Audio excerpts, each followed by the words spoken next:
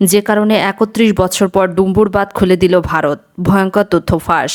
ভারতের সাথে অবৈধ সকল চুক্তি বাতিল সহ তিস্তা প্রকল্প চীনের হাতে দিতে ডক্টর ইউনূসের ঘোষণা। পিনাকি ভট্টাচার্যের বিশেষ প্রতিবেদন। এই বন্যা পরিকল্পিত বন্যা, এটা কোনো প্রাকৃতিক দুর্যোগ না। সরকারকে আহ্বান জানাচ্ছি, ভারতের সাথে সকল চুক্তি উন্মুক্ত করেন, যা যা এখনই বাতিলযোগ্য সেগুলো বাতিল করেন। মোংলা পোর্ট দিয়ে দিচ্ছেন, ট্রানজিট দিচ্ছেন, সব বাতিল করেন। আমাদের সামনে একটাই টেকসই দীর্ঘমেয়াদী সমাধান আছে, তিস্তা প্রকল্পের মতো সকল নদীতে ওয়াটার ম্যানেজমেন্ট প্রকল্প বাস্তবায়ন করা। তিস্তা প্রকল্প সংক্রান্ত চীনের প্রস্তাব অবিলম্বে গ্রহণ করেন। ছাত্র জনতাকে আহ্বান জানাবো, সরকারকে এই বিষয়ে ব্যাপক চাপ দিতে, যেন এই প্রকল্প চীনকে অবিলম্বে দিয়ে দেওয়া হয়। হত্যা মামলায় গ্রেপ্তার চাটুকার সাংবাদিক দম্পতি শাকিল রূপার রাজধানীতে আছে ২০টি ফ্ল্যাটের মালিকানা, আছে ৩টি দামি গাড়ি। তথ্য প্রযুক্তি খাত থেকেও হাতিয়ে নিয়েছেন ৩৫০ কোটি টাকা। এছাড়াও রিমান্ডে উঠে এসেছে আরও ভয়াবহ তথ্য। ফারজানা রূপা এ নাকি মানুষ তো ধরেন আমরা ছেলেরা তো মেয়েদেরকে পটাই, তাদেরকে খাওয়ায় টাওয়ায় টাকা টুকা দিয়ে। ফারজানা রূপা নিজের বেতনের পুরা টাকা দিয়েও এরকম ছেলে একজনকে রাখতো। এবং সর্বশেষ জানাবো বিচারপতি মানিক আটক। দালাল ধরে ভারতে পালাতে চেয়েছিলেন, সঙ্গে ছিল ২ পাসপোর্ট, ৭০ লাখ টাকা। এতক্ষণ শুনছিলেন সংবাদ শিরোনাম, এখন থাকছে বিস্তারিত। পিনাকি ভট্টাচার্য বলেন, ১৯৯৩ সালের পর প্রথম ত্রিপুরার ডুম্বুর জলবিদ্যুৎ প্রকল্পের বাঁধ খুলে দিয়েছে ইন্ডিয়া, আর তার সাথে খুলে দিয়েছে গজলডোবা বাঁধ। এর ফলে বানের পানি বিধ্বংস রূপে চলে আসছে বাংলাদেশের দিকে। ডুবে গেছে জেলার পর জেলা। কিন্তু কেন? কারণ বাংলাদেশকে বন্যায় ডুবিয়ে দিয়ে ভারত প্রফেসর ইউনূসকে সরকারকে বিপদে ফেলতে চাচ্ছে। একই সাথে বাংলাদেশের ছাত্র জনতা দিল্লির দাসী হাসিনা জয় বাংলা করে দিয়েছে। এইটা সফল করায় ভারত আর প্রতিহিংসা চরিতার্থ করছে। পিনাকি ভট্টাচার্য আরও বলেন, ভারত আর হাসিনা আমাদের যে কোনো বৈধ লড়াইকে জঙ্গি জাবের ট্যাগ দিয়ে ডিলিজিটিমাইজ করত। এখন কোনো কিছু না করতে পেরে তারা পাগল হয়ে গেছে। হাসিনা পতন ও ইন্ডিয়া আউটের সাথে কিভাবে বাঁধ খুলে দেয়া জড়িত, আসেন সেইটা আমরা দেখি। বিরোধী দলের আন্দোলনকে যদি জঙ্গি আন্দোলন হিসেবে দেখানো যায়, তাহলে এর বিরুদ্ধে পশ্চিমা দেশগুলোকে উস্কে দেওয়া যায়, এবং এটাই করে আসতো আওয়ামী লীগ দিনের পর দিন, যুগের পর যুগ। ভারতের কপাল খারাপ, সেই সুযোগ পাওয়ার আগেই খনি হাসিনা প্রাণ নিয়ে পালিয়ে গেছে ভারতে। জঙ্গি বয়ান ফেল করলেও ইন্ডিয়া কিন্তু একই বয়ান এখনও চালিয়ে যাচ্ছে, কারণ সে জানে কোনো উপায়ে পশ্চিমা বিশ্বকে যদি যে জঙ্গিরা বাংলাদেশের ক্ষমতায় কেন্দ্রে এসে পড়েছে, তাহলে ভারত বাংলাদেশে হস্তক্ষেপ করলে পশ্চিমা সম্ভবত সেটা মেনে নেবে। যেমন তারা ৭ই জানুয়ারি ডামি নির্বাচনকেও প্রকৃতপক্ষে মেনে নিয়েছিল। প্রফেসর ইউনূস দেশের ক্ষমতা গ্রহণ করায় ভারত এবং তার গোয়েন্দা সংস্থা একটা বড় মুশকিলে পড়ে গেছে। প্রফেসর ইউনূসকে তারা জঙ্গি বলে দুনিয়াতে প্রোপাগান্ডা করতে পারছে না। প্রফেসর ইউনূস জঙ্গি কথাটা স্বয়ং মোদি নিজেও বিশ্বাস করতে পারবে না। সুতরাং তারা নেমেছে এমন এক কাজে যেন প্রফেসর ইউনূসকে সরকারকে ক্রমাগত বিপদে ফেলা যায়, এবং তারা এই কাজ দিনের পর দিন করবে, একটার পর একটা করবে। এই বন্যায় ব্যাপক ক্ষয়ক্ষতি হবে, ফসল ডুবে গেছে, খামার ধ্বংস হয়েছে, গবাদি পশু মারা গেছে, প্রচণ্ড খাদ্য অভাব দেখা দেবে। মানুষকে উন্নত সরাতে হবে, এবং পুরো প্রশাসন ও সরকার এই বন্যা ধকল সামলানোর কাজে ব্যস্ত হয়ে যাবে। এই অর্থনীতির ধাক্কা সামলানো খুব কঠিন হয়ে যাবে। মোদি ও হাসিনার এখন একটাই মিশন, সেটা হলো প্রফেসর ইউনূসের সরকারকে যেভাবে পারে বেকায়দায় ফেলা। এই বাঁধ খুলে ডুবিয়ে মারা তারই একটি পদক্ষেপ। পিনাকি বলেন, এই বন্যা পরিকল্পিত বন্যা, এটি কোনো প্রাকৃতিক দুর্যোগ নয়। কোনো সতর্কতা ছাড়া একবার বাঁধ খুলে জনপদের পর জনপদ ডুবিয়ে দিয়েছে। আইন অনুসারে এটি করা অবৈধ। নিয়ম হচ্ছে সতর্কতা দিতে হবে এবং ধীরে ধীরে পানি ছাড়তে হবে। এটি প্রতিহিংসা।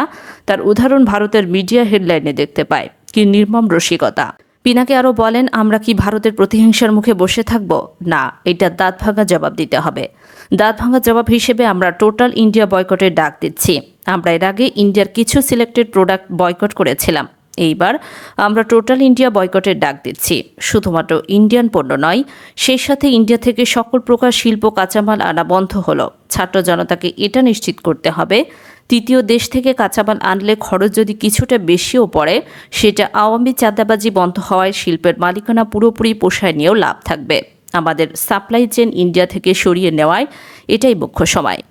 একই সাথে ভারতের সকল এয়ারলাইন্সকে বয়কট করা হলো। আপনারা ইন্ডিয়ার কোনো এয়ারলাইন্সের টিকিট কাটবেন না, কোনো বন্দরে ভারতীয় মালামাল খালাস করবেন না, কোনো দোকানে ভারতীয় পণ্য পেলে সেটা এখনই ধ্বংস করবেন। আমরা এর আগে তুলে নিতে বলেছিলাম, না রাখতে বলেছিলাম, কিন্তু এখন বলছি এটা ধ্বংস করবেন। কোনো ভারতীয় পণ্য বহন করবেন না। পণ্য আনা নেওয়ার জন্য কোনো পরিবহন যাতে না পায়। সরকারকে আহ্বান জানাচ্ছি ভারতের সাথে সকল চুক্তি উন্মুক্ত করেন আর যা যা এখনই বাতিলযোগ্য সেই চুক্তিগুলো বাতিল করেন। মংলা বোর্ড ট্রানজিট সুবিধা সকল চুক্তি বাতিল করেন। টোটাল ইন্ডিয়া আউট বাস্তবায়ন করে আমরা ইন্ডিয়াকে উচিত জবাব দিব যা তারা বহুযুগ মনে রাখবে। ইন্ডিয়া শুকনো মৌসুমে কখনো চুক্তি মোতাবেক আমাদের পানি দেয় না, অথচ বর্ষার সময় আমাদেরকে পানিতে ডুবিয়ে মারে। ভারতের এই জঘন্য খেলা বন্ধ করার এটি সময়। ভারতের কাছে পানি পাওয়া যেটা আন্তর্জাতিক আইনে আমাদের প্রাপ্য তা আশা করা বাতুলতা।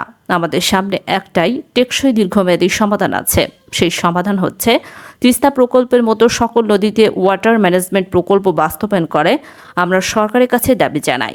তিস্তা প্রকল্প সংক্রান্ত চীনের প্রস্তাব অবিলম্বে গ্রহণ করেন। ছাত্র জনতাকে আহ্বান জানাবো সরকারকে এই বিষয়ে ব্যাপক চাপ দিতে, যেন এই প্রকল্প চীনকে অবিলম্ব দিয়ে দেওয়া হয়। চীন প্রস্তুত আছে। চীন বারবার বলছে এই প্রকল্পে তারা বিনিয়োগ করতে আগ্রহী। এই প্রকল্প চীনকে দেওয়া হলে ইন্ডিয়ার গালে 2 থাপ্পড় দেওয়া হবে। পরিশেষে পিনাকি ভট্টাচার্য ভারতের উদ্দেশ্য করে বলেন, অনেকে মনে করেন ভারত বড় দেশ, আমাদের ঘিরে আছে, কিন্তু আসল সত্য হচ্ছে ভারত আমাদের ঘিরে না, আমরা ভারত দিয়ে বেষ্টিত না। ভারত বরং চারিদিকে শত্রু রাষ্ট্র দিয়ে বেষ্টিত। সরাসরি শত্রু না হলেও তারা ভারতের বন্ধু না, যারা ভারতকে বেষ্টন করে আছে। একদিকে পাকিস্তান, চীন, নেপাল, বাংলাদেশ, আর ওইদিকে মায়ানমারের গণতন্ত্র কামিয়া জিতে গেলে ওরা বাম্বু দেবে ইন্ডিয়াকে সকাল বিকাল। ইন্ডিয়াকে ঘিরে ফেলা হয়েছে চারিদিক থেকে। আমরা তিস্তা আর চায়নাকে ডেকে এনে চিকেন নেক চেপে ধরব। ইন্ডিয়া 15 বছর ফ্যাসিবাদের ঘাড়িটা নিয়েছে। এটার মূল্য ইন্ডিয়াকে চুকাইতে হবে কড়াই গন্ডায় আগামী 50 বছর ধরে। হত্যা মামলায় গ্রেপ্তার চাটুকার সাংবাদিক দম্পতি শাকিল রূপার রাজধানীতে আছে 20টি ফ্ল্যাটের মালিকানা, আছে 3টি দাবিকারী। তথ্য প্রযুক্তি খাত থেকেও হাতিয়ে নিয়েছেন 300 কোটি টাকা।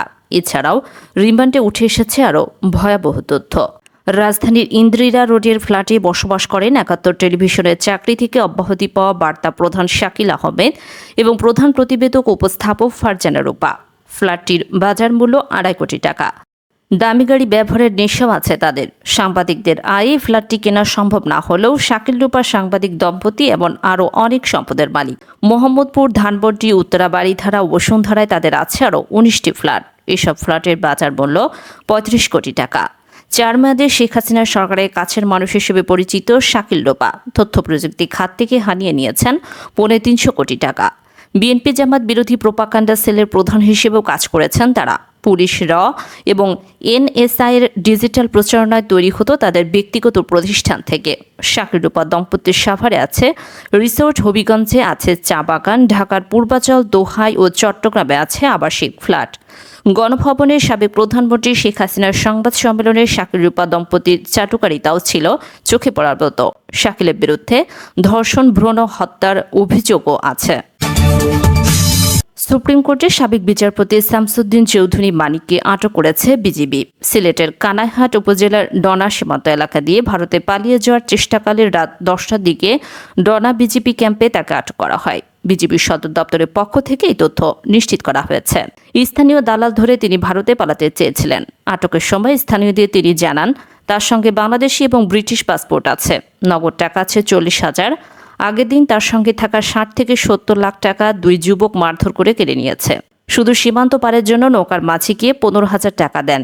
এটিও ভিডিওতে দেখা যায়। বিচারপতি মানিককে প্রশ্ন করেছেন কয়েকজন। এই সময় তিনি তার নাম বলেছেন, নিজের অসুস্থতার কথা বলেছেন, দালালদের হাতে মারধরের শিকার হওয়ার কথা বলেন, তার কাছ থেকে টাকা নিয়ে যাওয়ার তথ্য জানান। কেন পালাচ্ছেন এমন প্রশ্নে তিনি বলেন, ভয় পালাচ্ছি। কার ভয়ে জানতে চাইলে তিনি বলেন, প্রশাসনের। অন্য একটি ভিডিওতে দেখা যায় জঙ্গলে কলাপাতা বিছিয়ে তিনি শুয়ে আছেন, কোন একজনের সঙ্গে কথা বলছেন, তাকে টাকা দেওয়ার কথা বলছেন। ওই ব্যক্তি বলছেন, আমাদের টাকা লাগবে না। সুপ্রিম কোর্টের সাবেক বিচারপতি মানিক বিদায়ী আওয়ামী লীগ সরকারের ঘোর সমর্থক ছিলেন।